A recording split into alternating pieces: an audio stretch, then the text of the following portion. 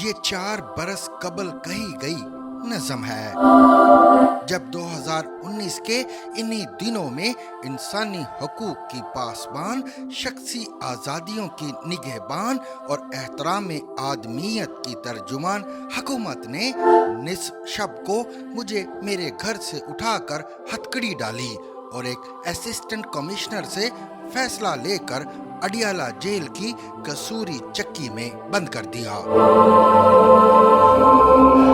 ایسا نہ کل درست تھا نہ آج ٹھیک ہے، لیکن پاکی داماں کی حکایت کو یورپ اور امریکہ تک لے جانے والوں کو اتنا تو کہا جا سکتا ہے کہ اپنے دامن اور بندے کبا پر بھی ایک نظر ڈال لیں۔ میں اکثر سوچتا ہوں بھول جاؤں اس گریباں چاک سے دن کو کہ جس دن میرے ہاتھ میں فولاد و آہن میں ڈھلی ایک ہتکڑی تھی، جس کو ایک پولیس والے کے جوان ہاتھوں نے مضبوطی سے ایسے تھام رکھا تھا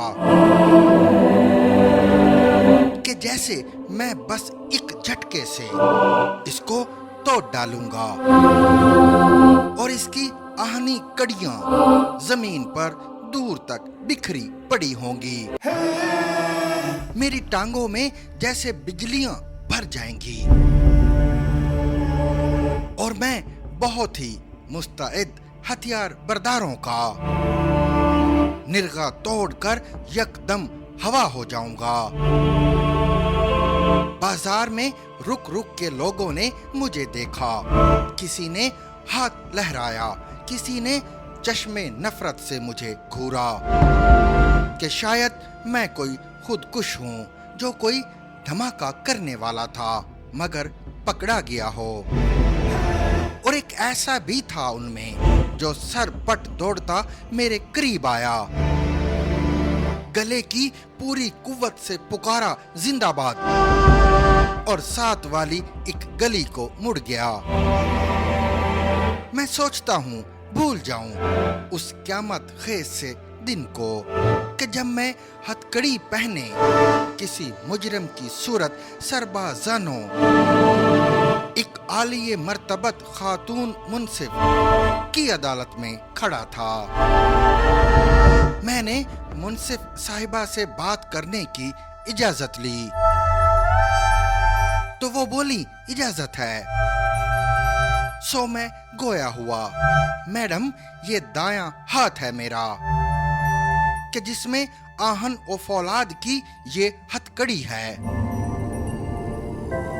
جس نے ساری عمر کرتاس و قلم سے یا کتابوں یا کسی تخت سیاہ پر لکھنے والے چاک سے رشتہ نبھایا ہے۔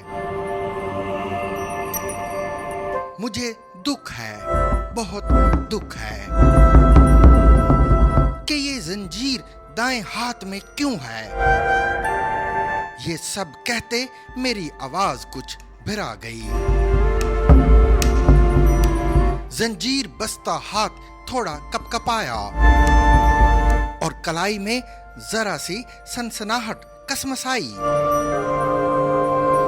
لفظ دھندلانے لگے، لیکن بہت ہی ضبط سے میں نے کہا، میڈم اگر یہ ہاتھ چوری کے کسی الزام میں کٹ کر متائے کوچہ و بازار ہو جاتا تو اچھا تھا، کہ اس کو اس طرح زنجیر بستہ دیکھنا میرے لیے ممکن نہیں ہے۔ میری اس تقریر کی بے معنویت پر عدالت مسکرائی اور نہایت تمکنت سے فیصلہ دیتے ہوئے بولی، اسے 14 دنوں کو داخل زندان کر دو۔ سوچتا ہوں بھول جاؤں جیل کی چھوٹی سی متعفن سی کھولی کو، کسوری چکیوں میں سب سے دہشت ناک عادی مجرموں کی غار جیسی کوٹھڑی کی وحشتوں کو، اس کے سنگی فرش کی دستی چبھن کو، اور اکثر भूल भी जाता हूँ। लेकिन शाम ढलती और शब पहलू बदलती है।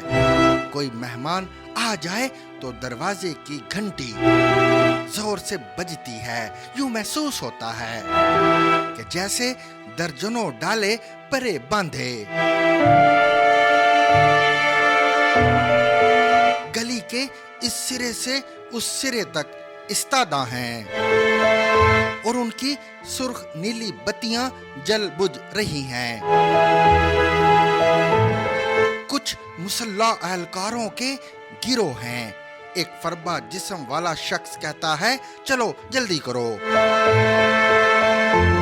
तो मैं निहायत आजिज़ी से अर्ज करता हूँ कि मैं तो रात के मलबूस में हूँ, रफ चप्पल पाँव में है।